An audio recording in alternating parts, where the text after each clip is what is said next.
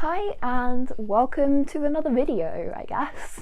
Obviously I'm still in my room because lockdown in the UK. This is a map of the UK currently, with the restrictions as of the end of December. And yeah, I'm in the highest red zone, so tier 4. Can leave for school and work and shopping and nothing else. So today I'm talking about what it was like when I did travel during the pandemic and how I got to each of the places and what it was like travelling whilst I was there and getting between the cities, what the public transport was like and how expensive it was. Obviously I had to fly to start with because I'm not going to get a train all the way across Europe, so I flew direct to Skopje in North Macedonia. I spent 3 days there before I got a bus, as planned, to Tirana. Whilst I was in Tirana, I found out that the next bus which I had booked in advance had been cancelled due to changing border regulations during the time that I was out there. I booked the entire trip 6 days before I left, which was deliberate because the restrictions were changing daily, so I needed to just book and go. That is the shortest notice I've ever booked a trip at, but it was kind of exciting. I was supposed to go from Skopje to Tirana in Albania, to Budva in Montenegro, then to Belgrade, and then to Pristina, and then fly home via Vienna, taking buses in between each of the cities. It didn't go to plan. After this bus got cancelled because Montenegro closed the border between Montenegro and Albania, I therefore couldn't take the bus over to Montenegro, and the restrictions meant I had to entirely skip Montenegro. Now obviously this causes some problems. So whilst I'm in Tirana, I also get a notification that one of my flights has been cancelled. Now because I fly as cheaply as possible, I was supposed to have a flight going from Pristina to Vienna and then wait about 2 hours in Vienna for another plane to London. Now normally this would be good and it would be cheap, however I then got a notification from Wizz Air saying my first flight was cancelled, but because I booked on the cheapest fare possible, I then couldn't get a refund for the other flight, Vienna to London. Now I had the task of getting to Vienna, and I can't go through the country of Austria. I can only interchange at Vienna airport unless I get a COVID test, which I can't because barely anywhere's doing them and most places are really expensive. So I needed to find a flight kind of cheaply going to Vienna. So the bag which I fly with, which I'm actually changing because it's kind of breaking apart at the seams now, was too big for Wizz Air's policy, so I had to pay an extra £30 as a fine to take my bag on. And I was like, no, it can't fit, and it absolutely couldn't fit. And then I get there and it is somehow worse than Ryanair. I don't honestly know how. I don't understand how an airline can get a reputation of being worse than Ryanair. Ryanair, you know what you're paying for. Wizz Air, the people who were working there just seem so much in a hurry, like, oh, you're just a nuisance. So now I realise, oh right, so I'm stuck here and I need to book another flight. Now thankfully I had the option to have it returned to me the entire price of the flight, which was only about £15. So this flight that was going Pristina to Vienna, it's a very low demand route. I realised I had to get to Austria and I realised that I probably wouldn't be able to get a test. I probably could have got one in Serbia, but they were about €70 each, which wasn't money I just had to spare. And I realised I was just going to have to get another flight. So I found a flight going from Belgrade to Vienna. It cost me about £70. And it also now meant I had to spend 8 hours in Vienna airport. And also Air Serbia's website automatically tries to charge you in the currency of the country you're in, so I have barely any concept of how expensive this flight is, and I'm just constantly flicking between tabs thinking, how much is this many thousand leka? I booked a separate bus because now I'm stuck in Tirana. So I booked a bus which was going to Pristina because that was another country which I was supposed to go to anyway, and now my flight wasn't leaving from there, so now I had no other reason to go there. And I still wanted to go to Kosovo because of it being a disputed territory, and I found it quite interesting to try and go there. Yeah, that was a stressful day. And on the bus into Pristina from Albania. They didn't check my passport whatsoever. It was quite concerning, actually. So the driver came down the bus and took everyone's passports or national ID cards. We don't have national ID cards here in the UK, so I can't just show a national ID card. So I give them my passport. The driver shows his licence, because I think he has to have a licence to carry people over borders, and then they just wave us through. None of our passports or ID cards were checked. Arriving into the country of North Macedonia, I was assuming that my passport would be stamped, and I was really excited because I was like, oh, I don't have many stamps in my passport. But they automatically think, oh, their passport is worth a lot, and then they don't even bother stamping it. They're like, oh yeah, you're safe, you can come through. Just completely biased based on nationality, which I think is a bit ridiculous, but that's what happens. Yeah, so it's all a bit of a mess now, but oh well, let's skip that topic. And going into Albania, I was expecting there to be a stamp. And by the way, on this 8-hour bus journey, there was not one other person that spoke English. Towards the end, there was someone who could speak broken English on there, but apart from that, I could only speak in sign language. And they would stop for toilet breaks or smoke breaks, because literally everyone smokes down there. And I would be like, oh, what's happening? And then they're just like, yeah, and they'd be trying to explain. But the thing is, they spoke Macedonian and Albanian. The first bus driver I had spoke a bit of German. Obviously, this is helpful because I speak enough German to get by. But the others didn't. Also, a lot of, they call them Gastarbeiter in German, so guest workers, come from the Balkan countries. This happened a lot in East Germany when they needed more workers in the country, and now that's why they have such a high Turkish population in Germany, because so many Turks came over. The ones which moved back to their country after their stay there working now have another language, so that's why a lot of people down there can actually speak German. But yeah, Kosovo did not check anything. Pristina. And I find out that there is a train that goes Pristina to Skopje, and I think that this is probably good. Now, obviously, there is a border situation between Kosovo and Serbia, because Serbia, well, they think Kosovo is Serbian, and Kosovo is like, no thanks, we'll be our own independent country. So, I cannot cross from Kosovo to Serbia unless I originally entered Kosovo via Serbia. Unless I am an official Kosovo citizen, which I am not. So, because I entered Kosovo via Albania, this now meant I had to go via a third country. So I went to the train station and I wanted to go to Skopje, because it then said that I could go get to another bus from Skopje to somewhere called Niš in Serbia, which is where I was supposed to be. However, I went to the train station on the morning and I was the first person in the entire train station. It was such a simple train station. It had 2 platforms. Tiny.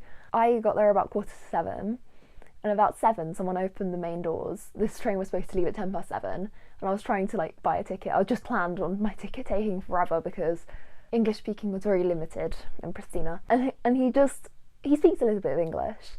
So, and I'm trying to communicate Skopje, or Shkup as it's called in Albanian, which is what they speak in Kosovo.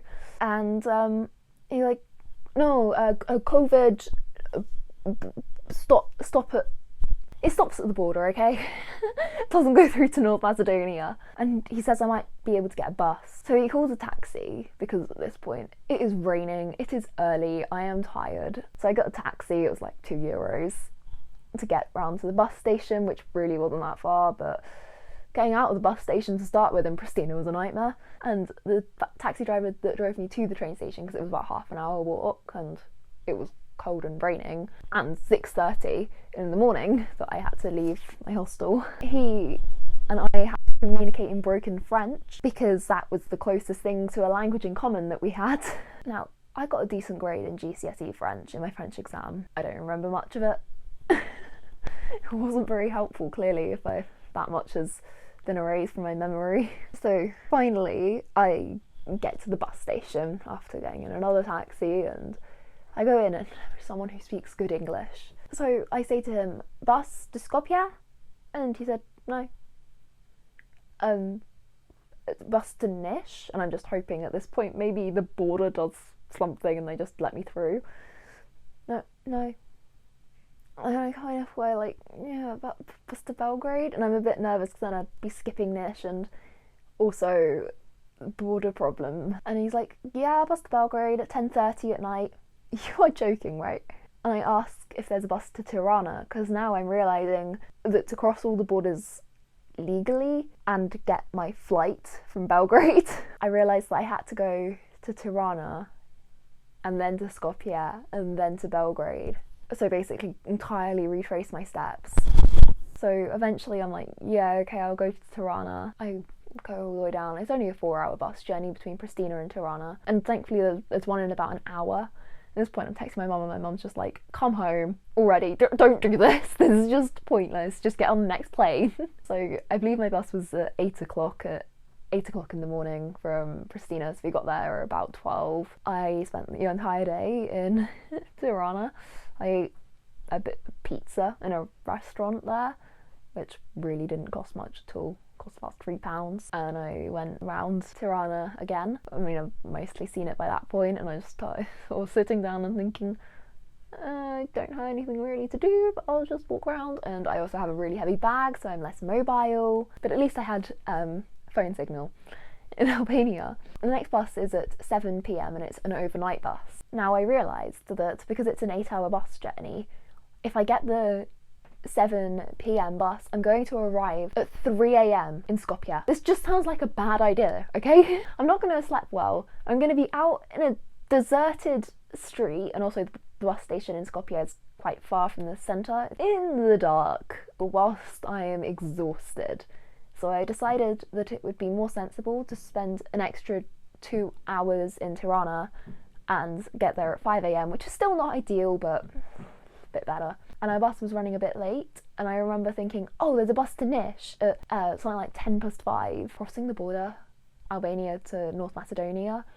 We got held up for about an hour, and it wasn't the Macedonian side, it was the Albanian side. It was them trying to make sure you're not taking stuff out of the country. And of course they're ordering us about in Albanian, and I think it's just the people underneath, the people on the bus who have their luggage underneath, which I don't. So I managed to somehow keep my seat spare next to me. And remember, this is probably about midnight, we're crossing over the border, something like midnight to 1 a.m. We had to stand up and just, everyone is tired, and they're yelling orders at us in Albanian. Now everyone else on the bus understands Albanian, okay?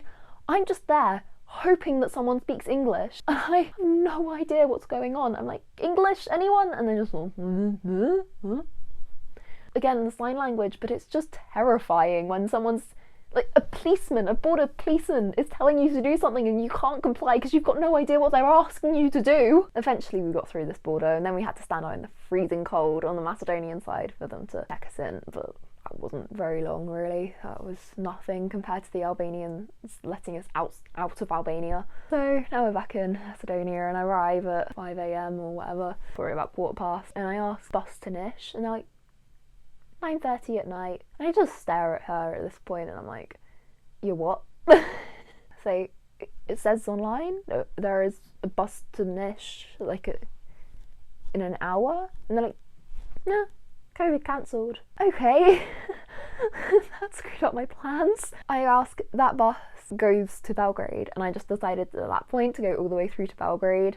And I went back to the hostel I stayed in whilst I was there, which is Hostel Mikitosh. And I just sat down, because it's got a code to the door, which I already knew. I decided I need internet to try and contact Balkan Soul Hostel, where I stayed in Belgrade, and the hostel I was supposed to stay at in Niš, and just be like, yo guys, sorry, but this has happened. And the reason I didn't want to stay the one night in Niš was because I would have arrived about 1 a.m. and I don't speak Serbian, and with all the other experiences of people not speaking English, I just thought, what more is asking for trouble than arriving in the middle of the night in a city you don't know with 3 hours sleep, if that, on a bus. 3 hours on a bus is nothing. and you just dumped there, just like, hope I survive till morning. Solo female traveller alone with a heavy backpack. I just wouldn't have gone well in the slightest. So I decided going straight through to Belgrade was a much better option. So I stayed at the hostel the entire day, and the person, I spoke to the owner and I was offering him money like I just need to stay inside for the day, you know, I literally have nowhere to go. I've got 14 hours in Skopje with nothing to do. But someone who I'd met the last time I was in Skopje, he'd gone around North Macedonia and was now back in Skopje before he was going on to Bulgaria, I believe. So I had someone who I knew, who I was talking to, gave me a bed. He wouldn't accept my money and he just said, look, you can have a nap, just here's a bed, we've got a spare bed, because no one's travelling in COVID. Maybe they're the sensible ones. And they're just like, you know, you can sleep, and he was so nice about it. Seriously, I recommend you stay there. And here's the details. He was so nice about it. Oh, we tried to eat out that evening with someone who was there, and he said, oh, have you tried this yogurty salt milk thing? It was more like milk than yogurt, but it was salty. It was disgusting. This person I was with was like, oh yeah, it's such a typical food here, it was so nice. And I was like, if this is nice, there's something wrong with you. But we had some kebabs, which were decent. And then I got my bus, and there was someone snoring for the entire journey, and we had to wait outside in the freezing cold for an hour, standing up, to get our passport scanned. And finally, I got stamps in my passport. I got an exit stamp from North Macedonia, despite not having an entry stamp, and then an entry stamp into Serbia. I just felt my whole trip was worth it at that point, to finally see that I've got stamps as proof of where I've gone. So Belgrade was 5 a.m, and I think in my Belgrade video, linked up there, I do talk about being stuck in Serbia, and I ended up getting my Air Serbia flight back, so got the number 65 bus to the airport, got off a stop early. I think the rest of that story is in my Serbia video. It was interesting. Air Serbia flight, it was a weird plane. This is the sort of plane it was. It was a backloading only plane, so it meant I was like last off and stuff, but I didn't really care. This was the closest to the front of a plane I'd ever been. It was kind of amazing. By the way, Air Serbia, best airline I've ever flown with. In stark contrast to Wizz Air, the worst airline I've ever flown with. And with the credits from the cancelled flight, I actually upgraded my other ticket on Wizz so that they wouldn't try and fine me again for my bag being too big. The air hosts and hostesses just seemed like they wanted to be there. It was so nice. And they gave us a free chocolate biscuit cookie thing in the middle of the flight. And then it was to go sleep in Vienna airport for a bit on a random sofa I found, which I was very lucky to find. And there was an American man, well, Egyptian living in America, who was there with me, and he was on the other side of the couch. It was quite a big couch. So I was talking to him afterwards, and he had an even later flight than me, and he had arrived about the same time as me, and I felt sorry for him. Anyway, ultimately, I made it back alive in one piece, and the final Wizz Air flight was Wizz Air. And my grandparents and my mum actually came and picked me up from Luton. My mum doesn't drive, so because I had to isolate when I came back, I had to wear a mask in the car because my grandparents are technically vulnerable. Turns out I didn't have COVID. I actually got a letter which was from one of the colleges, universities in London, and they were trying to see how prevalent it was throughout the population of COVID, that is. And basically they said, we randomly selected people under 18 from the National Health Service list, and you were randomly selected. We want to send you a swab and see if you've got COVID. And I thought, perfect timing. And turns out I didn't have COVID, so thanks for watching, and if you want to see more of my travel stories, then let me know what else you'd like to see, I guess.